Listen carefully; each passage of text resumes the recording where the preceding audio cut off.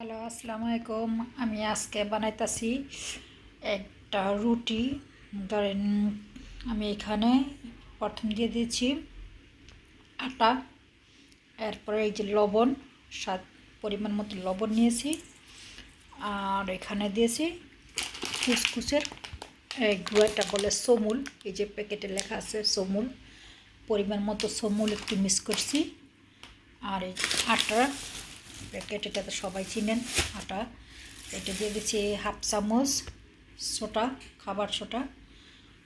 আর আমি দিতেছি এটা দিয়ে রুটি টুটি বানাই, এটা দিয়ে দিব 1 চামচ, যেটা বাটা দেখাইতেছি এটা দিয়ে দিচ্ছি হাফ চামচই দিয়ে। চামচটা একটু বড়, আপনি যতটুক মানুষ যতটুকু আয়োজন কইরা দিতে পারবেন। নিচে আমি দিয়ে দিলাম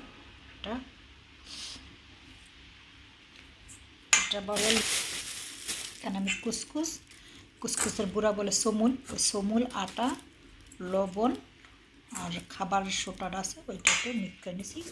এখন দিয়ে দিব পানি দিয়ে আমি এটাকে লিকুইড করব। তারপর এটাকে আমি হাত ব্লেন্ডারটা ভালো করে মিক্স করব।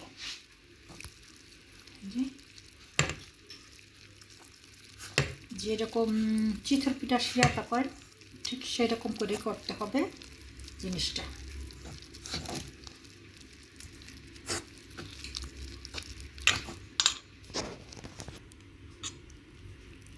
আমি হাত ব্লেন্ডার করে মিক্স করে নেব ভালো করে। এই যে আমি হাত ব্লেন্ডার দিয়া এই যে লিকুইডটা করে নিয়েছি, সুন্দর একদম লিকুইড হয়েছে, একদম যেরকম চিতল পিঠার গুলোটা হয়েছে ঠিক সেই রকম হয়েছে।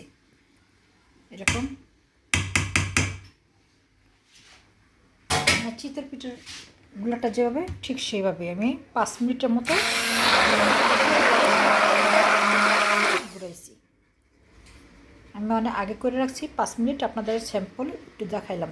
এটা দিয়ে ঠিক 5 মিনিট আপনারা এটা ভালো করে মিক্স করবেন। মিক্স করে আপনারা 5 মিনিটের মতো এটা রেখে দিবেন।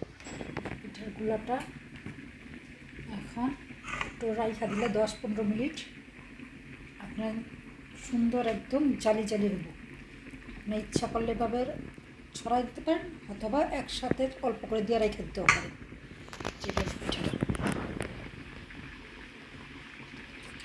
এখন এটা বানাইছি না, এটা আপনারা কত সুন্দর হয়েছে, জালি জালি একদম একদম জালি জালি হয়েছে। এটা টেস্টি আলাদা।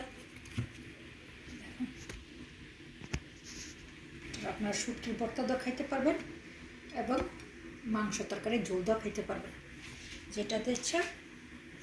আপনার কালিজিরা 5 ধরনের ভর্তা দিয়েও খাইতে পারবেন, মাংস তরকারি দিয়েও খাইতে পারবেন। তারপরও যে বাটার আছে ওগুলোর সাথে একটু ঘি মিক্স, একটু বাটার আছে এক ধরনের খাবার, তো ওইটার সাথে আপনারা মধু মিক্স করেও খাইতে পারবেন, খুব টেস্ট লাগে। এগুলা আরবিরা খায় বিশেষ করে, আরবি খাবার শর্টকাটে, কম খরচে, তাড়াতাড়ি খাওয়া যায় এবং স্বাদ হয়, ভালোই লাগে জিনিসটা।